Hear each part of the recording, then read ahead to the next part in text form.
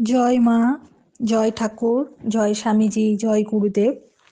উদ্বোধন কার্যালয় থেকে প্রকাশিত স্বামী পরমানন্দ প্রতিদিনের চিন্তা ও প্রার্থনা এই বইটি থেকে বছরের প্রতিটি দিনই পাঠ করার চেষ্টা করব। আশা করি আপনাদের সকলের ভালো লাগবে।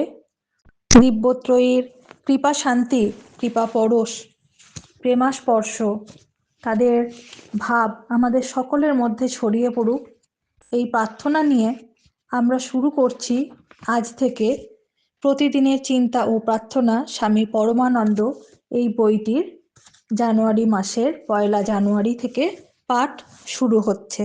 সকলকে সাথে থাকার জন্য অনেক অনেক ধন্যবাদ। যদি আপনাদের এই পাঠ ভালো লাগে অবশ্যই আমাদের চ্যানেলটিকে সাবস্ক্রাইব করবেন এবং অন্যান্য সকলের সঙ্গে শেয়ার করবেন। অনেক অনেক অনেক ধন্যবাদ। সকলে ভালো থাকুন, সুস্থ থাকুন। জয় ঠাকুর। ঠাকুর, মা এবং স্বামীজির কৃপায় ফেব্রুয়ারি মাসের পাঠ খুব সুন্দরভাবে সম্পন্ন হয়েছে। হ্যারো জীবনের এই সুমিষ্ট স্তবক উদ্ঘাটিত করিতেছে সে সৌন্দর্য। সৃজিত হয় না যাহা মৃত্যু ধর্মা হস্তের ছোঁয়ায়।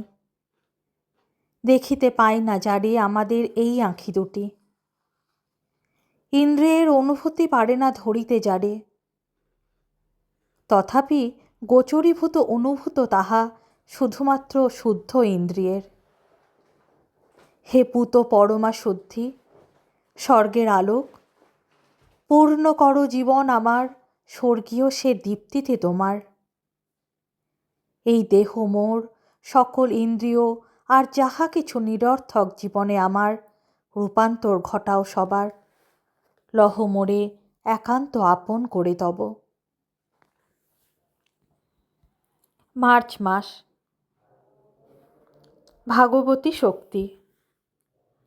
তোমার মনকে আমারই চিন্তায় পূর্ণ করো। তুমি আমারই ভক্ত হও, উপাসনা করো আমাকেই, আর প্রণত হও আমারই কাছে। এইভাবে তোমার হৃদয় আমাতে দৃঢ় নিবদ্ধ হলে আর আমাকে তোমার পরমাগতি ভাবনা করলে তুমি আমারই কাছে আসবে। ভগবদ্গীতা। 2 মার্চ। দিনের প্রধান চিন্তা। তোমার সর্বশ্রেষ্ঠ মহৎ কাজ এই যে নিজের সকল উন্নত গুণকে বিকশিত করিবে। মুখস্থ করা যায়। ঝেড়ে ফেলো মন হতে নীচ ভাব যত, ঝাঁপ দাও, ঝাঁপ দাও প্রেমের সাগরে। করিও না ভয়, তুমি ডুবিবে বলিয়া অথবা মৃত্যুরে। প্রেম জেগো জীবন কেবল, ইহাই অক্ষয় আনন্দ অপার। উপদেশ। যাহাদের স্বভাবে সুকুমার ভাব নাই, তারা পবিত্রতা কি তাহাও জানে না। আমাদের ভিতরে যে মহাশক্তি বর্তমান, সে শক্তি আমাদের নিজস্ব নয়, যদিও আমরা তাহার আধার। যখন মনের অবস্থা ঠিক, তখন সেই শক্তি আমাদের মধ্য দিয়া বিপুল স্রোতে প্রবাহিত হয়। আমরাই পবিত্র ও স্বার্থ বিমুখ হইয়া সেই শক্তির প্রবাহে সহায়তা করি। আমাদের চিন্তা যেন আলোকে উদ্ভাসিত হয়।